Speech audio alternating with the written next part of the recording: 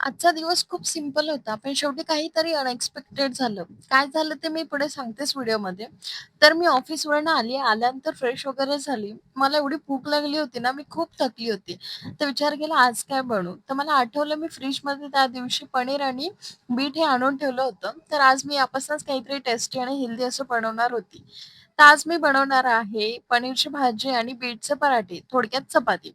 त्यासाठी मी त्याला छान कट केलं, मिक्सरमध्ये ग्राइंड करून पिठामध्ये मिक्स केलं आणि त्याला छान असं मळून घेतलं. पीठ मळून झाल्यानंतर मी तोपर्यंत तिकडे भाजीची तयारी करत होती. छान मसाला असा भाजला. मसाला भाजून तो मला मिक्सरमधनं ग्राइंड करायचा होता. त्यात झालं असं, की मिक्सरचं जे झाकण आहे, ते वरतून थोडंसं तुटलं होतं. मग मी मसाला काढताना त्यातून थोडंसं बाहेर आलं. म्हटलं, "अरे यार, हे तर पुसावं लागेल." आणि मी भांडं जे आहे हे अलगद हाताने उचललं आणि धापकन ते पडलं. यार, पूर्ण मसाला खाली पडून गेला. पूर्ण फर्श खराब झाली. नंतर एवढी कंटाळली मी खूप.